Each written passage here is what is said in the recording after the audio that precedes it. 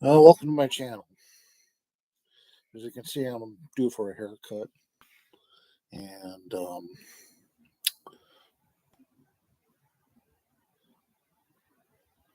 today I'm going to try to redo what I messed up the other day because I was so sleepy. I fell asleep in front of the camera. Well, do I think the democracy is saved?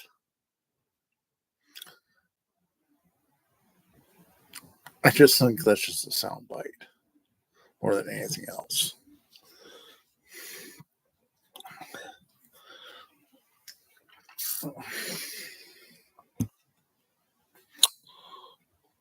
Donald Trump relentlessly lied on live television Tuesday night. And he got fact checked at every corner, and Kamala was on her A game, so to speak, and just kept on just giving him one blow right after the others. The moderators tried to keep him in check in live time, and which I mean, I think that was the only way you can get a debate done with these two. To be honest with you, how can you? And I've seen many debates in years past, and I realize that sometimes some moderators will not fact check people back in the past and just let a lot of stuff that what the moderators ask slide, and what the answers come back from the other candidates just slide as well, and pretty much overnight or within like minutes, things would be just blowing up on social media on answers. Well, that was just in years past. I don't know. The thing is, what I'm thinking is, if the election was held today, chances are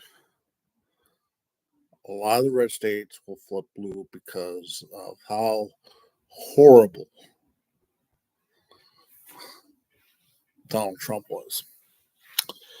Right now, we're waiting for a lot of Americans are now waiting for the other foot to drop, sort of like a Nick.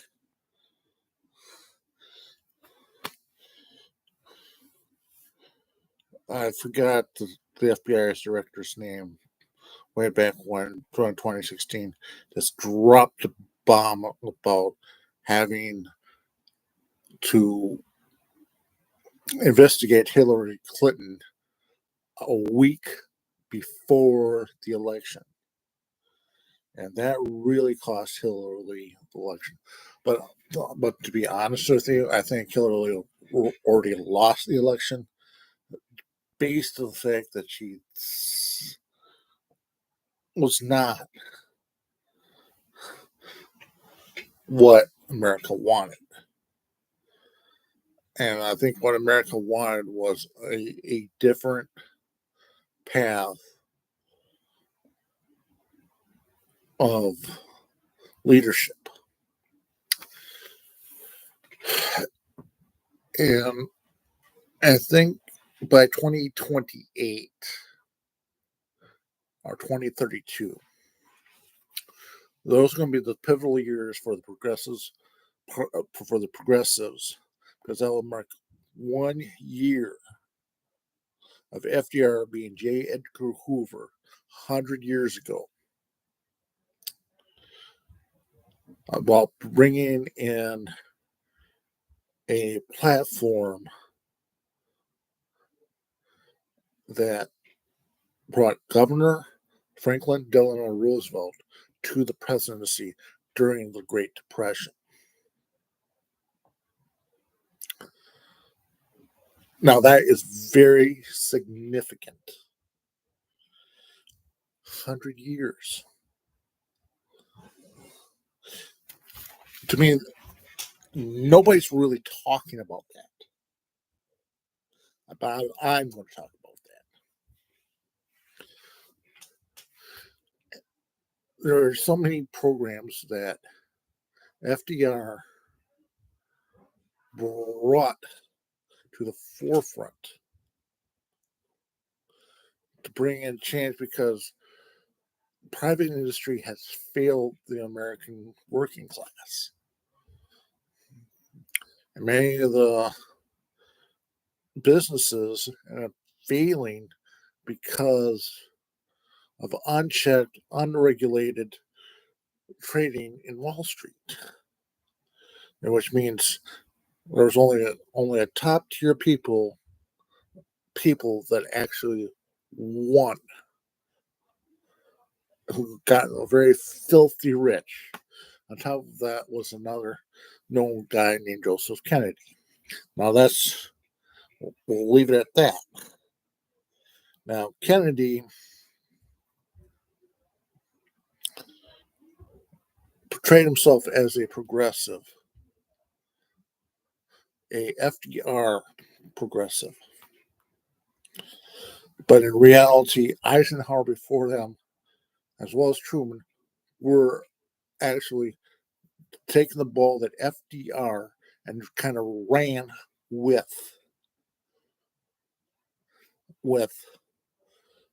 the visions that FDR wanted to see happen to fruition. And we'll talk about that later. My channel is kind of dedicated to the historic aspects and the roots of our democracy. But to be frankly honest, I don't know how many times our democracy was nearly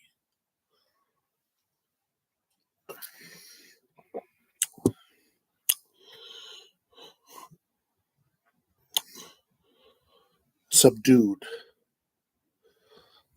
by the wealthy class because of the fact that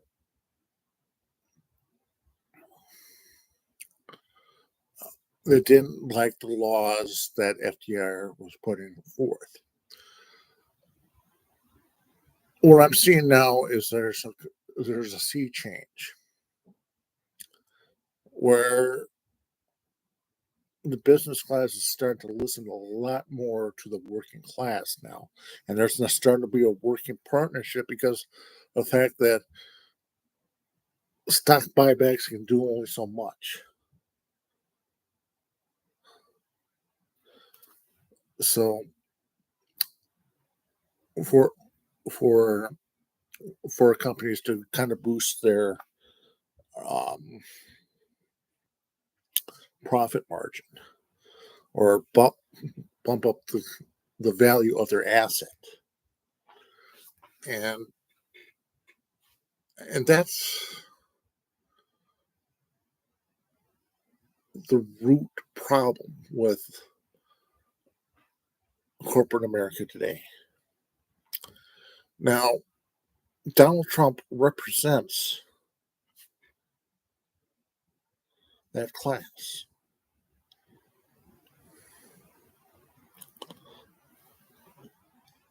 He does not represent Americans.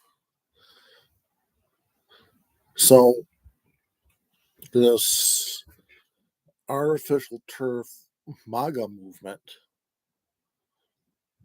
kind of derived from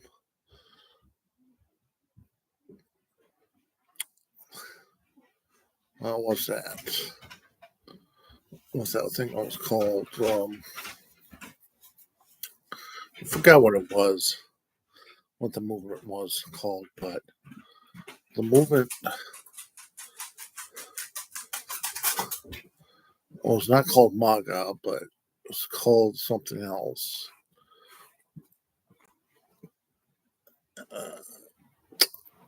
I forgot what it was called. But no. Oh, she's such a sweetheart. Yeah. Well,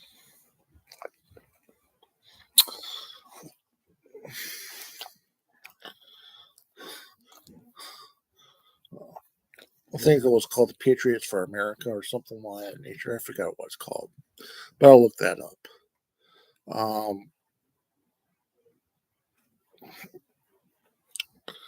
Make America Great Again was is sort of like a throwback to not the 1950s, but to the 1850s, when landowners owned slaves, and most usually blacks and women were considered not human, not citizens, not they're just things for the rich, wealthy class. And what that debate kind of signifies was the fact that in order to reestablish those principles of the 1850s to the 21st century, kind of shows you that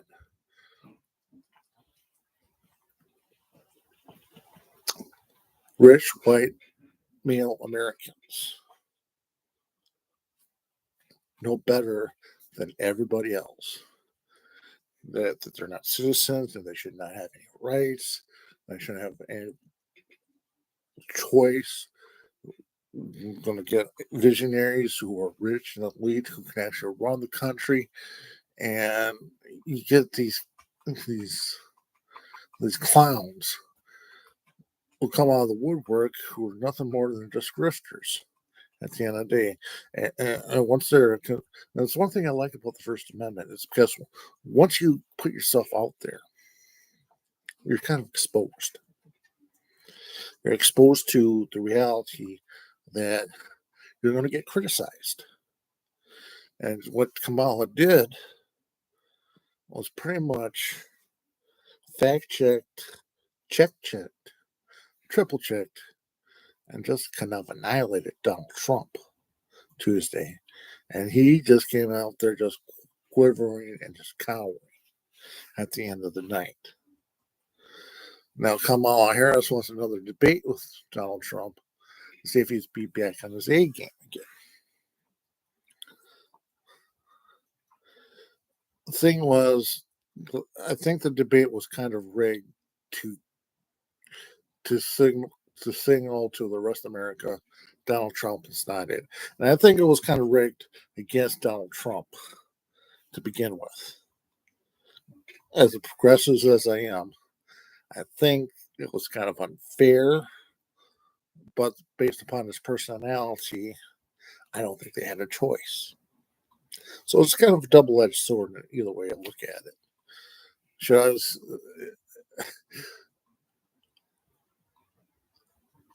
well, but I think what this kind of demonstrates was the people that uh, did vote for Trump the first time. I don't know what the polls say. Why they're going to be voting for him again?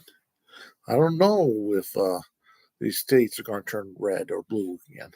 I don't know that, but I know I'm in the solid blue state of Wisconsin. Everybody said that's a kind of a swing state, but I think that's a bunch of bullshit, and I'm going to call it out right now. Madison, Milwaukee, Stevens Point, Green Bay, Eau Claire, and I believe Superior are hotspots of Democratic voting. That's the Democratic voting base in the state of Wisconsin. Everything else is like rural Wisconsin. That's all red. But guess who's on all those red areas is less densely populated. So when you see big chunks of territory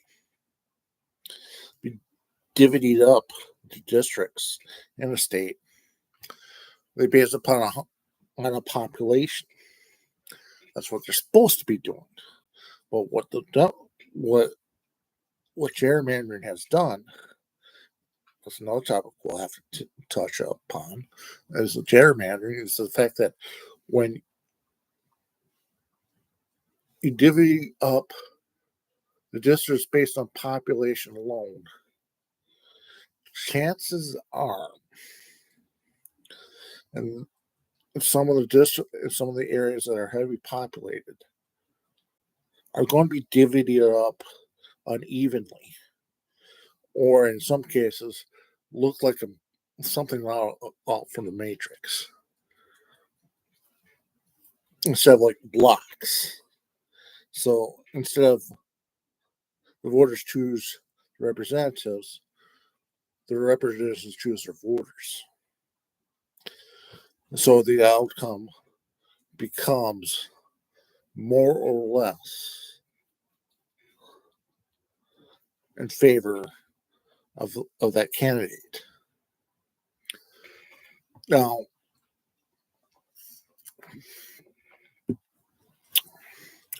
this is the caveat.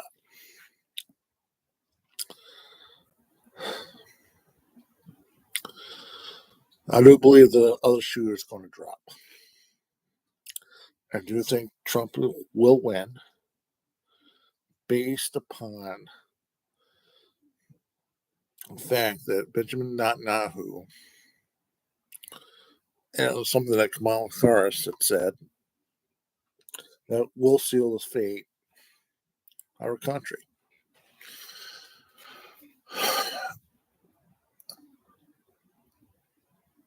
It's been a long-standing practice since 1948, and we've talked about this before, that Israel was going to be defended and protected by the United States in forms of money and weaponry.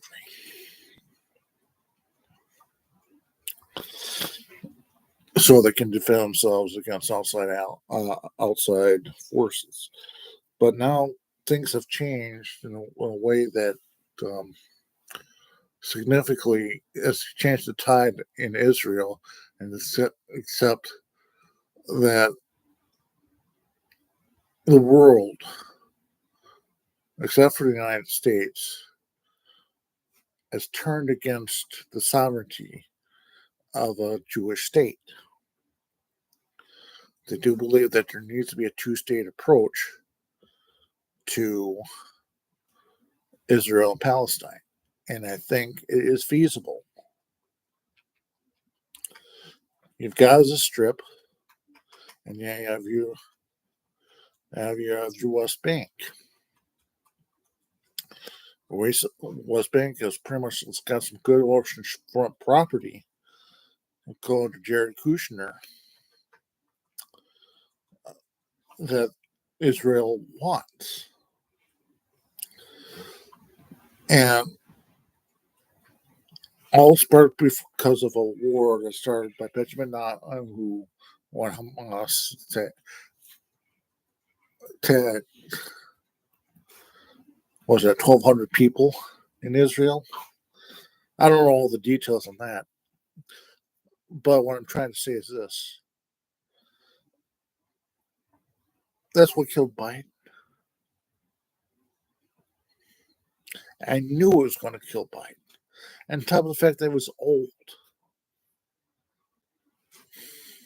That's what killed Biden. Those two factors alone can sink anybody's. Your credibility, once it's gone, it's gone. With Trump, he gets a do-over whenever and however he wants. And I don't think this is going to be any different. If he wins, do I think it'll be the end of democracy? I don't think so. But what I do think is that there's going to be more fights and more calling for a separation, a confederacy against the United States, in which the blue states pretty much secede from the Union. That's an unlikely scenario, but it is feasible. It's doable.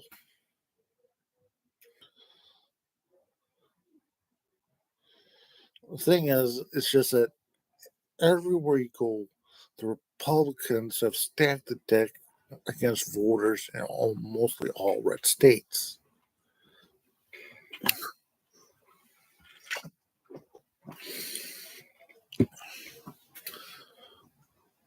And that's the problem.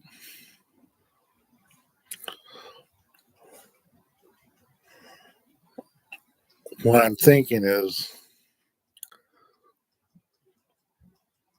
I think Wisconsin, Pennsylvania, Nevada, Arizona, Michigan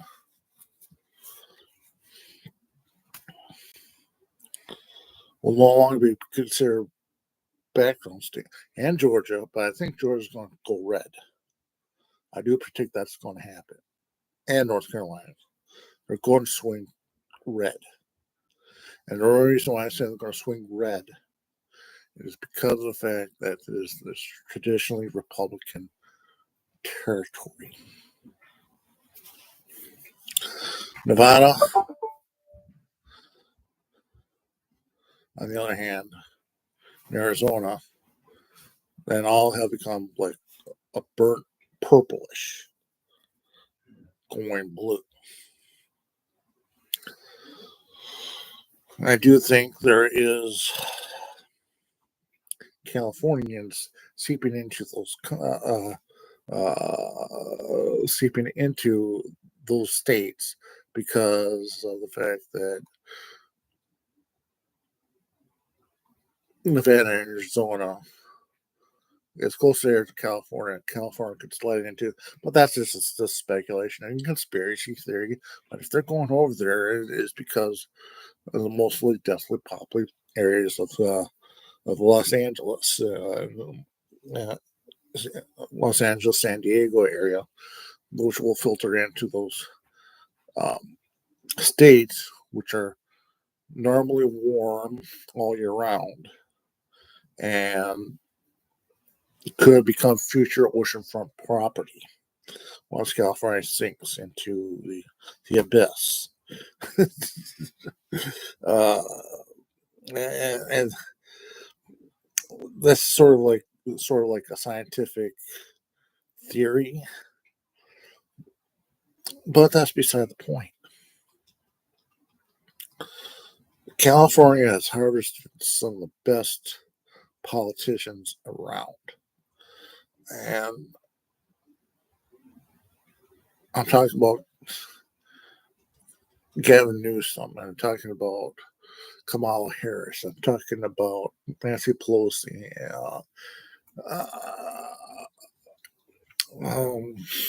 Ronald Reagan.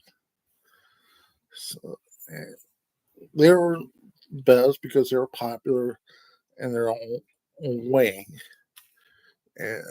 who kind of reshaped and refabricated the state in some fashion, in some form, in some way. So, what I'm saying is this.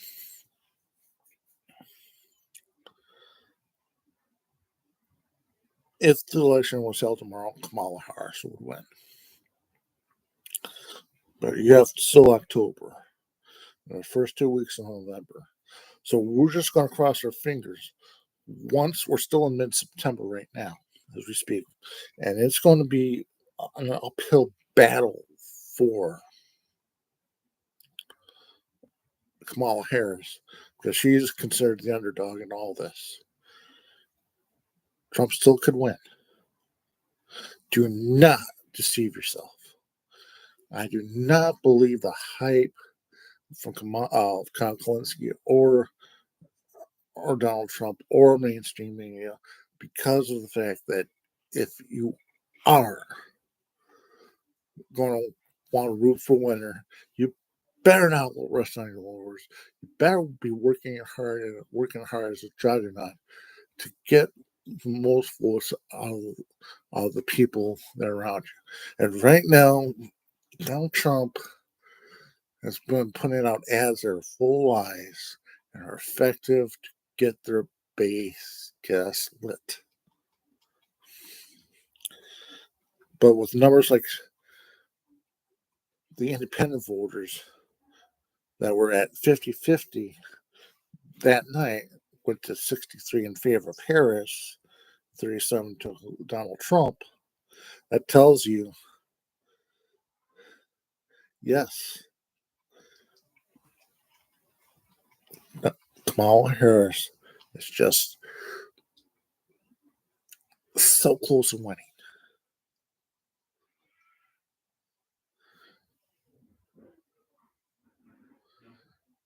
She still can lose.